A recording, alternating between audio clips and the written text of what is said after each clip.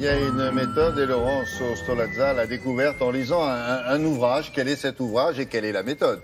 La méthode NERTI. NERTI, c'est nettoyage émotionnel rapide des traumatismes inconscients, développé par l'auteur de cet ouvrage qui s'appelle Luc Geiger, pour aider le plus grand nombre d'entre nous à retrouver une vie normale et en se libérant seul et définitivement de toutes nos phobies, des émotions toxiques, les angoisses, les paniques, la jalousie, la timidité, la colère. Et c'est intéressant parce que selon l'OMS, un adulte sur deux éprouve des peurs excessives et gênantes et 12% souffrent de phobies, de panique très invalidantes. Alors les plus répandues, c'est la peur du vide, de l'eau, la peur de l'avion, des insectes, les araignées, les souris, peur de la foule, de parler en public, vous le disiez.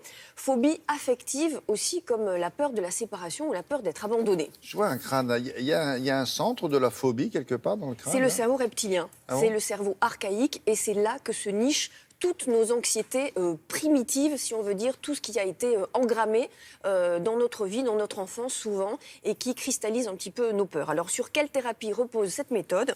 Entre autres sur ce qu'on appelle les TCC, les thérapies comportementales et cognitives, qu'on connaît bien aujourd'hui en psychiatrie, et qui visent à confronter l'anxieux à sa phobie. Nous avons suivi une séance aux résultats très très étonnants. Regardez. Ouais, non, je peux pas regarder là. Comme si qu'elles allaient me mordre en fait. Qu'elles allaient m'envahir, qu'elles allaient. Je ressens comme si il y avait des dents qui étaient en train de manger complètement toutes crues. Je peux pas.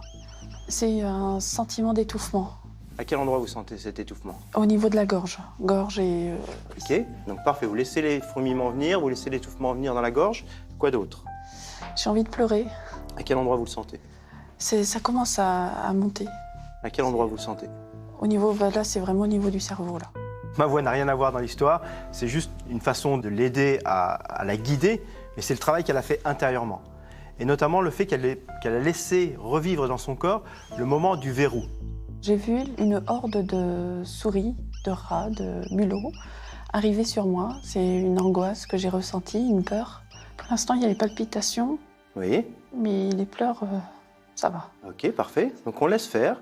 Si vous lâchez prise, si vous laissez vraiment faire, qu'est-ce qui risque de se passer là dans votre corps maintenant? Tomber en syncope. Ok, laissez faire ça.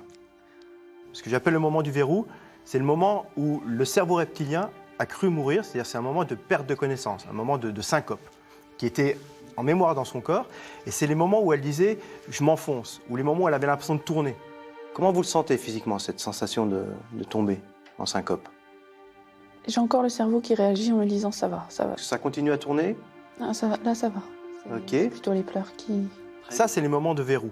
C'est les moments où c'est la mémoire dans le corps de cette syncope, mais sans la syncope réelle. Les mains moites. Ok, parfait. Laissez faire les mains moites, la tête qui tourne. Laissez-vous embarquer là-dedans. Qu'est-ce qui se passe? Ça se calme un peu? Ça se calme un peu. Ok. Ça tourne plus? Non, ça va. Est-ce que vous sentez bien vos bras, bien vos jambes? Oui. Et c'est là où le cerveau reptilien se rend compte que dans ce moment où il est censé mourir, c'est-à-dire le moment où il est censé perdre connaissance, ben, il ne perd pas connaissance. Et donc comme il ne perd pas connaissance, il se dit normalement je meurs mais je ne meurs pas, normalement je meurs mais je ne meurs pas. Il arrête de réagir. Quand vous voulez, vous revenez avec moi, vous rouvrez les yeux. Je ressens que mon corps se repose, mon cerveau aussi. Je ne suis pas de là à les prendre, mais je les vois moins en ennemis, en mangeuse d'hommes, on va dire. Est-ce que cet effet peut durer? Ah bah cet effet est définitif. C'est forcément définitif parce que le cerveau reptilien, il est très basique. C'est-à-dire qu'il est soit il y a vie, soit il y a mort. Et une fois qu'il a compris quelque chose, il ne change pas d'avis. Il m'a retiré en fait le sentiment de peur ou de haine contre cet animal. La peur d'avoir peur aussi? Oui, aussi. Intelligent. Le cerveau reptilien, c'est pas le cerveau Vous êtes intelligent. une tortionnaire, la pauvre, vous en rendez compte, elle a pleuré. Ouais, on était assez mal pour elle en fait, mais ce qu'on a vu de nos yeux vus, Ça c'est marche, que là ça marche. Alors on a essayé avec quelqu'un d'autre qui avait peur de l'avion, il a moins lâché prise, donc ça a mis beaucoup plus de temps, donc il faut quand même être en condition et lâcher Et prise. il faut le refaire plusieurs fois, ça, ou c'est pas Là, nécessaire? pour le coup, première séance, c'était la première séance qu'elle Ouais. faisait, ça a marché. Bon.